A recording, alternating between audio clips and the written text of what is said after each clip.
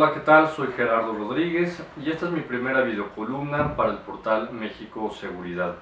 En esta primera parte quisiera platicar con ustedes los temas que han estado presentes en la agenda de seguridad pública y seguridad nacional durante las últimas semanas. El primer tema que quisiera platicar con ustedes y más tarde ahondaré es el tema del surgimiento y explosión de los llamados grupos de autodefensa, policías comunitarias o incluso llamadas milicias civiles.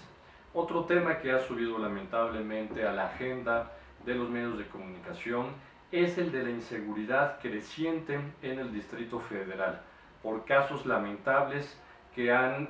surgido, como es el tema de los levantones o secuestro de algunos jóvenes aquí en el centro de la Ciudad de México, y también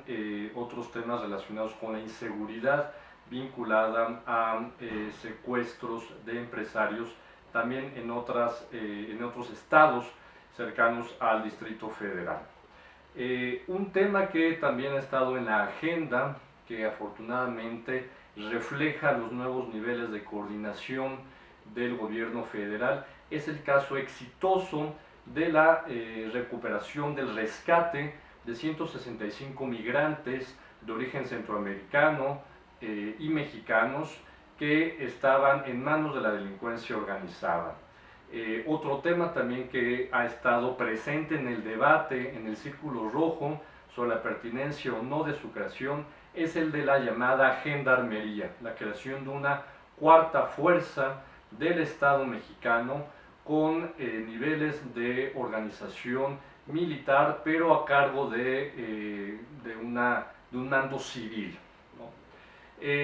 Al respecto de estos temas, quisiera en esta primera ocasión ahondar en el tema de las autodefensas. A principios de este año surgieron en el estado de Guerrero, Michoacán principalmente, grupos armados que legítimamente, según ellos, tomaban las armas por propia mano y la justicia en contra de la delincuencia organizada que está azotando algunos municipios del estado de Guerrero, del estado de Michoacán. Lamentablemente, el mal manejo de esta crisis mediática por parte de las autoridades de Guerrero, que también arrastraron al gobierno federal en esta crisis, llevó a una explosión de surgimiento de estos grupos, principalmente por tres razones. Uno, claramente, sí, el hartazgo de la sociedad, de la ciudadanía, frente a los embates del crimen organizado que afectan diariamente a negocios, a escuelas, a comunidades. La segunda razón de surgimiento de estos grupos es claramente la gran atención mediática que se les ha dado. Y es por eso que han salido a la luz lo que son las llamadas policías comunitarias, que existen desde hace mucho tiempo en nuestro país, que no son una novedad y que incluso en algunos estados como Oaxaca han servido verdaderamente para mantener niveles de seguridad importantes, como el caso de los famosos topiles en municipios indígenas, que son incluso reconocidos por las autoridades locales. Finalmente, una hipótesis que lamentablemente se maneja es que bandas del crimen organizado están financiando estos grupos de autodefensa para contrarrestar a bandas criminales con las que tienen problemas o conflictos territoriales. Esto es verdaderamente un problema de seguridad nacional, permitir que ciudadanos se armen por sus propios recursos, y lo peor también, que quieran administrar la justicia que no les brinda el Estado mexicano. Esta es la última gran razón del surgimiento de estas comunidades, en donde el Estado no está llevando a cabo su responsabilidad de llevar la seguridad y la justicia que reclaman los mexicanos en todo el país y fundamentalmente en estos municipios. Pasando a la agenda internacional, me gustaría platicar con ustedes lo que ha sido el escándalo que pasó la semana pasada y que destapó el periódico británico The Guardian, que es sobre la confirmación que el gobierno del presidente Obama pidió que por 3 meses la empresa Verizon, que es una de las principales empresas de celular e internet en los Estados Unidos, le proveyera de la información de sus usuarios, de las llamadas telefónicas que hacen sus usuarios, con fines de seguridad nacional. Esta no es una situación nueva, incluso ese mismo día el periódico The Washington Post confirmó también que otras empresas de telecomunicaciones, los grandes consorcios que manejan las redes de comunicación en los Estados Unidos, como es el caso de Google, Microsoft, Yahoo, AOL, también han colaborado con los Estados Unidos para proveer información privada de sus usuarios. Esto claramente en el marco de la guerra contra el terrorismo internacional. Afortunadamente estos temas están saliendo a la luz. Sabemos que en el caso de los Estados Unidos hay controles legislativos y judiciales. El Congreso de los Estados Unidos sabía de estas intervenciones telefónicas que fueron mandatadas por un juez federal que dio esta instrucción secreta a la empresa Verizon. Finalmente, para el caso de México, ¿cuál sería una conclusión que deberíamos de tener? Para cuestiones de intervención a las telecomunicaciones o a la privacidad de las personas, en México también se requieren mandatos judiciales que solamente los pueden pedir la PGR en su caso para delitos graves o para cuestiones de la delincuencia organizada, o el CISEN incluso para amenazas a la seguridad nacional.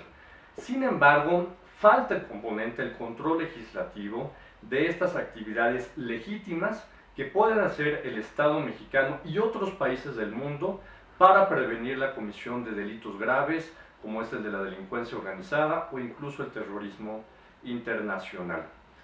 Para cerrar esta primera videocolumna, me gustaría mucho recomendarles la exposición que está actualmente en el Museo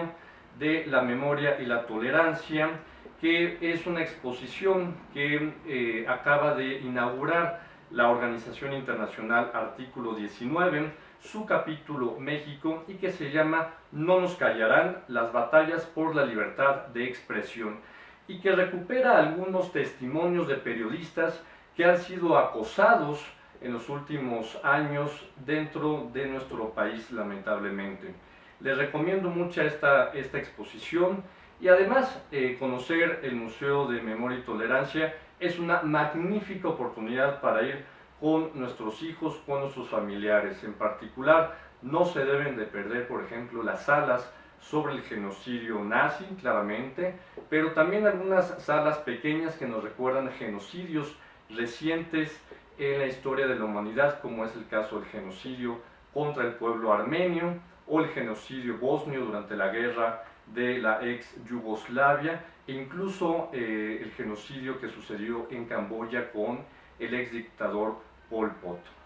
Finalmente, me gustaría para la agenda de esta semana recomendarles muchísimo el que puedan seguir los debates que se darán en el CIDE con la conferencia denominada The Politics of Crime in Mexico, The Democratic Governance in a Security Trap, que no es otra cosa que el debate sobre las políticas públicas y la política y cómo se están incrustando en el dilema de la seguridad que está viviendo el país. Vienen extraordinarios académicos y líderes en materia de seguridad nacional, como es el doctor Jorge Chabat, el doctor Leonardo Curcio, y también académicos internacionales de la talla de John Bailey. Este evento será el 13 de junio a las 12 horas, ahí en la sede del Centro de Investigación y Docencia Económica, CIDE.